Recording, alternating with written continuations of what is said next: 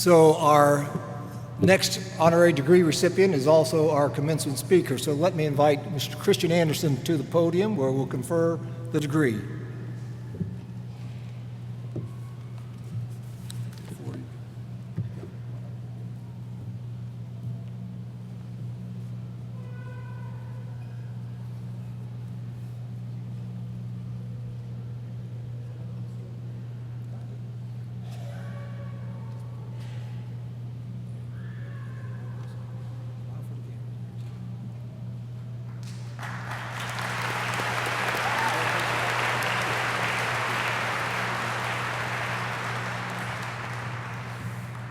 So Kristian Andersen is the co-founder and partner at High Alpha, a venture studio that conceives, launches, and scales technology companies.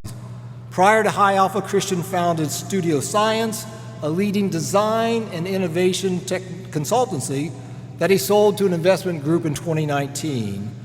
Kristian is an active angel investor and previously co-founded a number of different activities, including Gravity Ventures, and of other activities. He's founded a number of software companies that I won't go into the long list. He has served on a number of corporate boards and is actively involved in a number of philanthropic and nonprofit endeavors. He co-founded the Speakeasy, serving as the first board chair, founded the Arkansas Fellowship, where he grew up, and previously served as the chairman of the Harrison Center for the Arts. So if you're seeing a theme here, he's an entrepreneur, he's an investor, he's a lover of the arts. He was recently interviewed on Inside Indianapolis Business by Gary Dick, where he was asked about what does it take for a great founder and entrepreneur, what separates them from everybody else who does not achieve some of those accomplishments that he has achieved. His quote was, "Extreme certainty coupled with open-mindedness." So as you graduates, remember that. And then he was also quoted as saying that he is a restless opportunity speaker. So it is a joy for us to welcome him here today. Kristian has been married to his wife Brandy for 22 years, and together they have 6 very independent children. In fact, Brandy and children, would you mind standing up so we can acknowledge you? Come on, stand up.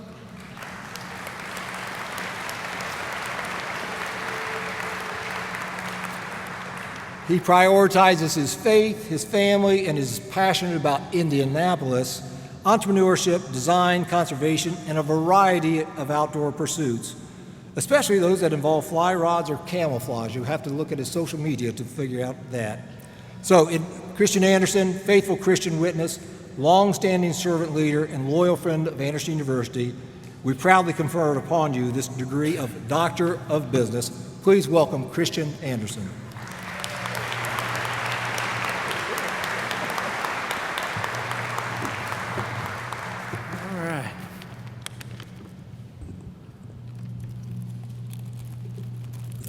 I should have done my note prep work in advance. I apologize. I can promise you, however, class of 2024, that you will not be asked to dance as part of my remarks.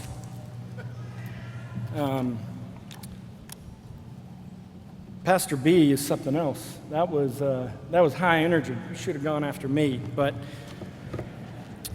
all right. Well, first of all, thank you for the kind words, President Pistol, and the warm welcome. You know, as is the custom, I would like to start by saying a few thank yous. I'd like to thank President Pistol and the Board of Trustees for conferring this extraordinary honor and giving me the opportunity to speak to you all today. I'd like to thank the faculty, administration, and staff for helping prepare all of you with these silly mortar hats on for your very big future. And I would like to thank my family, many of whom traveled to come be with us today, which is pretty extraordinary. Most especially my wife, Brandy, who has been my partner in adventure for over 22 years. I'd also like to say congratulations. Congratulations to you, the class of 2024. It is been no small feat to navigate college life over the last 4 years, hopefully the last 4 years, not 5 or 6 years. And the fact that you did so is a testament to you, to your determination, to your intellect, to your hard work. And no one did this for you. Certainly you had a lot of help along the way. I'm certain you did. But you alone earned this distinction. So take a moment to revel in that because it's well deserved. And finally, congratulations to the parents, grandparents, aunts, uncles, friends, and family, other loved ones who prayed for you all, encouraged you, and supported you along this journey. My name is Kristian Andersen, but effective immediately, you can refer to me as Dr. Andersen. I will be performing elective tracheotomies in the Olive Garden parking lot shortly after this ceremony commences.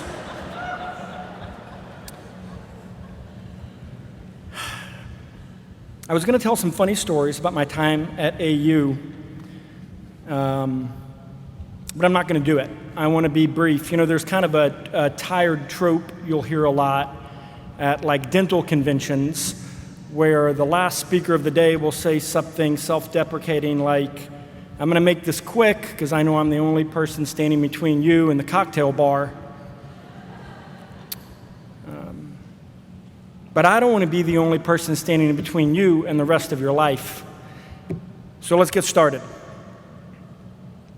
I graduated from Andersen in 1996, which feels like a long time ago to you. It feels like yesterday to me. And I adored my time here. I studied design. Graphic design is what they used to call it. And as President Pistol shared, I started a consulting firm shortly after leaving and really used that as a scaffolding to do lots of really fun stuff professionally. I never took a business degree at Andersen, and I was exceedingly bad at mathematics, so the irony that I am in venture capital today is not lost on me. It's pretty much been a non-stop ride since I left Andersen, both professionally and personally. Since the day I walked off campus. My last 28 years, however, have been punctuated with not only ups, but plenty of downs. And through that journey, I have wrestled with and made peace with a lot of truths, things that I've used as an operating system to guide my own life, and that's what I hope to share with you today. One thing I really like about your generation is your appreciation for straight talk, not platitudes, so that's what I'm going to share with you today. During your time at Andersen, you've been given lots of questions, and for the most part, you've been given lots of answers, and that changes today. For the rest of your natural life, you will be presented with lots of questions that don't have easy answers, answers that can't just be merely dispensed to you. You'll have to seek them out, and you'll have to fail often in the process. I was sharing with someone earlier that I believe you are graduating at a great hinge of history. And we've always lived with war, economic uncertainty, ethical ambiguity, technological progress that sometimes feels like it's moving faster than we can keep up with. But you might choose to agree with me that this time it feels kind of different. And certainly there's reason to be concerned, frightened, even heartbroken about what's going on in the world, but I also believe there's reason to be encouraged, very hopeful, and inspired.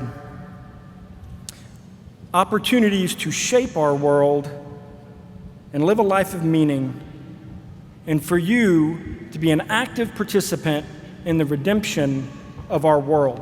So let's get to it. All right, it's a little self-important to call these lessons, but I'm going to do it anyway. So I'd like to share 4 things with you, 4 kind of themes. And I know you're tired, and I know you're ready to hit Red Lobster, but just bear with me. Stick with me, and I think this could be fun. So the first thing I'd like to talk to you about is purpose. Over the course of my life, I've thought a lot about purpose. My purpose in particular, I think it is a very interesting word, and it's oftentimes confused with concepts like mission or goals or even vision. But I think it's different. I think those words, mission, vision, goals, are kind of self-directed. You decide what your personal mission is going to be. You set goals for yourself. I believe purpose is different. It's something you acknowledge about yourself rather than select for yourself. And I think it's really, really important for people to understand their purpose. I mean their specific purpose, their life's work. I know many folks who believe their purpose is to be a great husband or a good mother or to be a pastor or a business leader, which I think are all admirable goals. But what happens if your spouse or your children pass away, or you lose your congregation, or you get fired by the board? Do you no longer have a purpose? I think purpose transcends roles and responsibilities. It's something that no matter your circumstances, you can continue to pursue. And I think one way to increase your odds of discovering it is to expose yourself to as much spiritual, intellectual, vocational, and emotional surface area as possible. If you look at the list of folks who put a big dent in the universe, they were often polymaths with diverse exposure to loads of skills, experiences, cultures, and so forth. What makes most people interesting and even exceptional is rarely one thing. It's the intersection of many things, many interests and experiences. And I think purpose is imparted by a designer. A hammer is crafted in a very specific way to complete a very specific task.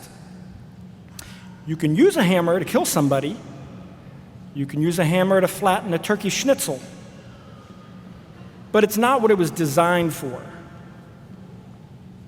Now, you can achieve a temporal form of success without really knowing your purpose. You can be really smart, very charismatic, work very hard, and in a sense, that recipe will get you pretty far in life. But that's not a recipe for a fulfilled life. If you have not divined your purpose, which I'm still in the process of doing it myself, don't despair. It means the fun part is still ahead. One of my favorite thinkers is the farmer, poet, lecturer, educator, cultural critic, and all-around good old boy, Wendell Berry. And I'm going to quote him. He said, "It may be that when we no longer know what to do, we have come to our real work. And when we no longer which way to go, we have begun our real journey. The mind that is not baffled is not properly employed. The impeded stream is the one that sings." Once you decide to divine your purpose, the real work begins. And I'll tell you something cool that I've observed. The closer you get to the heart of your purpose, the easier, maybe not easy, the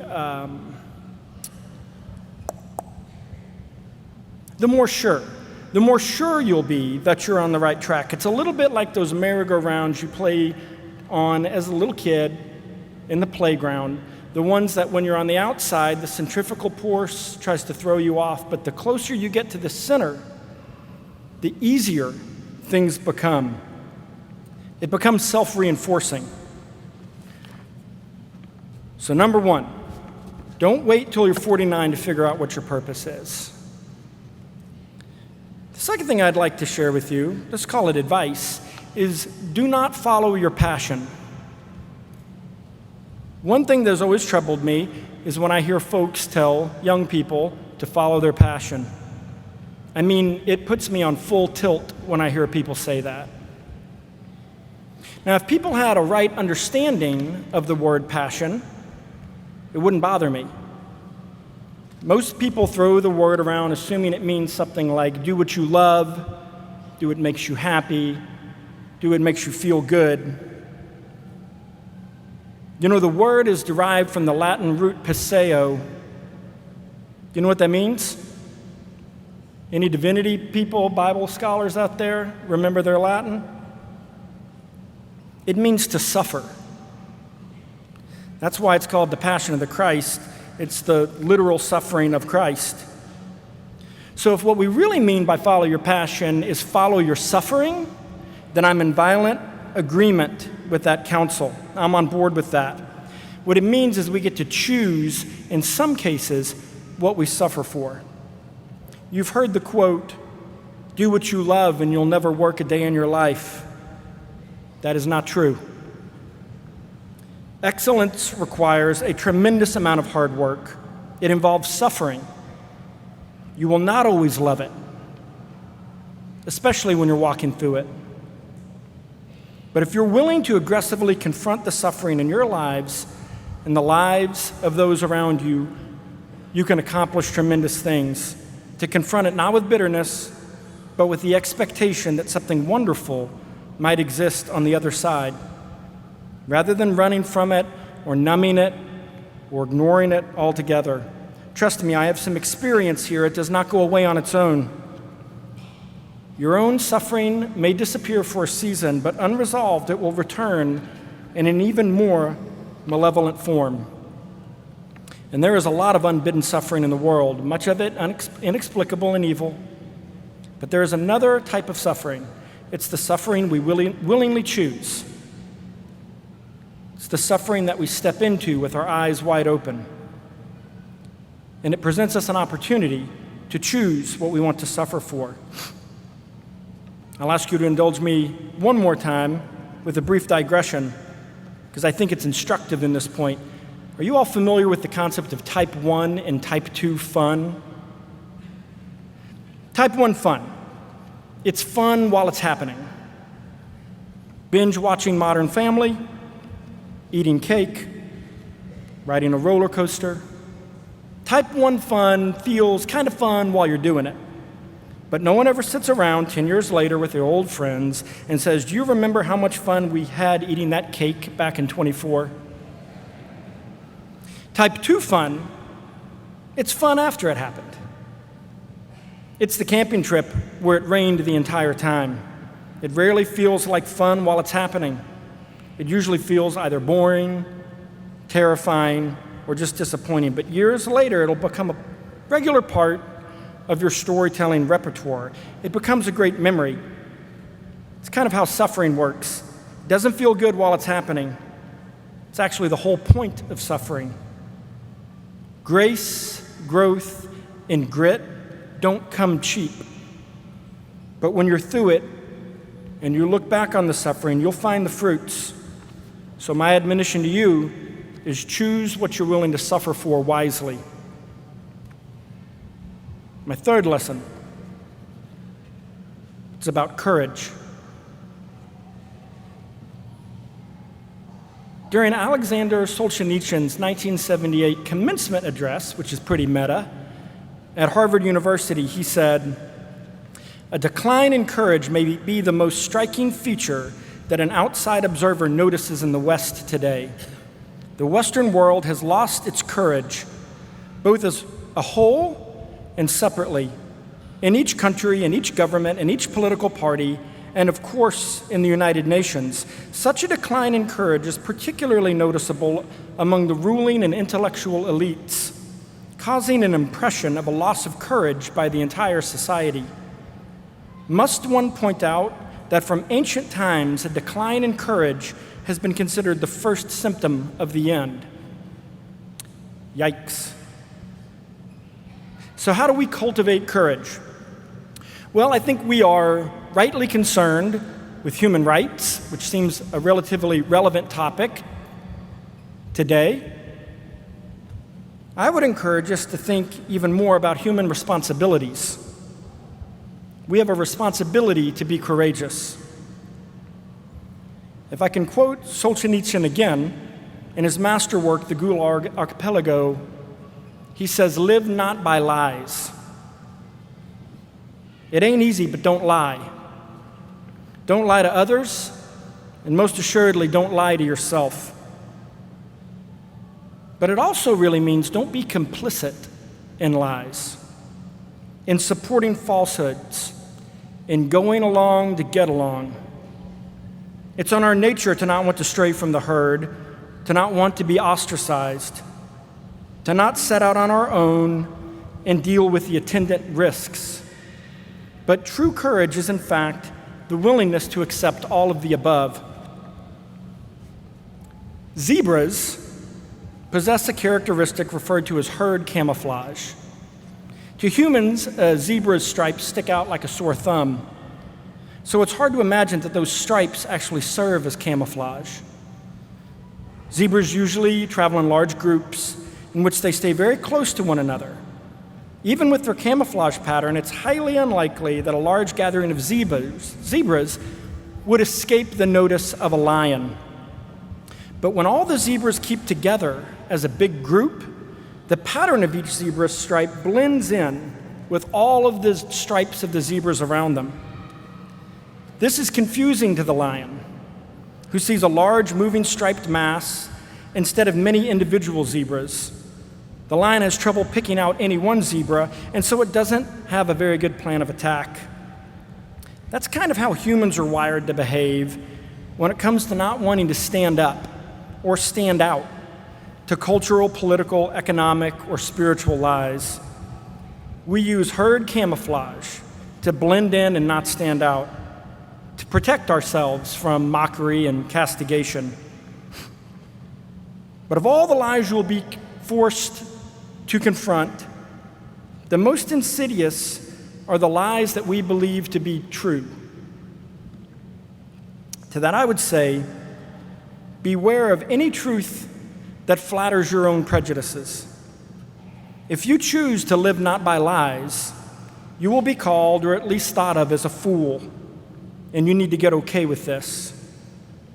The willingness to be thought a fool is a necessary condition of transformation, innovation, and growth. This is an example of how the gospel turns the wisdom of the world upside down. And finally, I'll leave you with this. Say yes to adventure.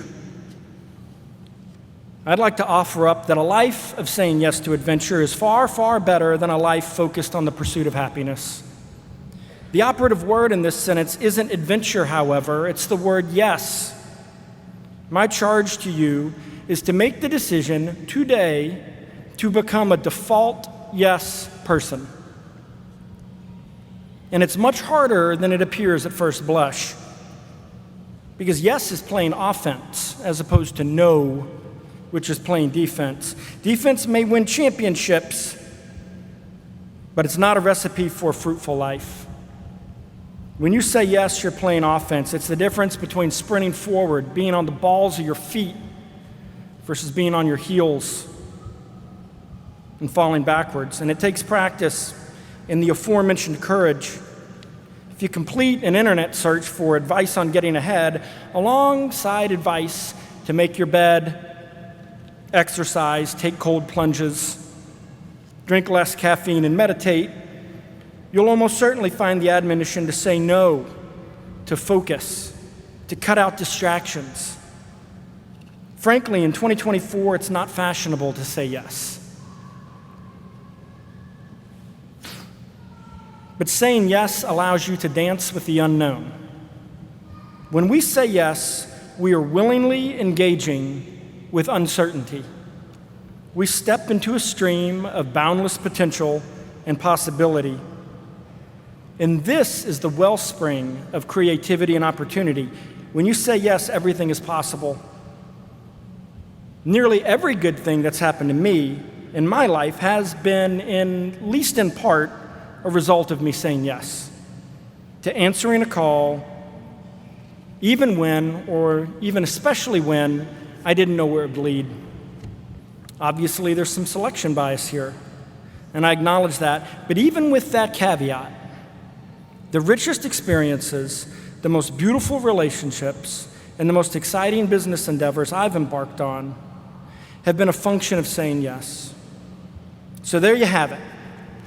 Your mileage may vary, But these are some of the most important truths that I've discovered over the last half a century. Focus on your purpose. Don't follow your passion, follow your suffering. Remember that courage takes practice, and learn to say yes to adventure.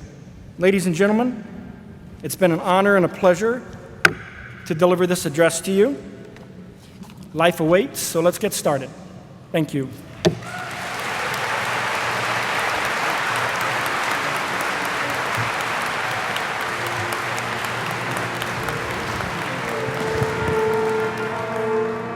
So as we get ready to hear the wind ensemble, I want to thank Dr. Kristian Andersen, who sounds like he's made a house call here.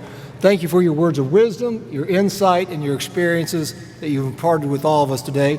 And it's a special honor for us to have your parents and your sister and niece from Arkansas who came in. Thank you for joining us here today and hearing from Kristian.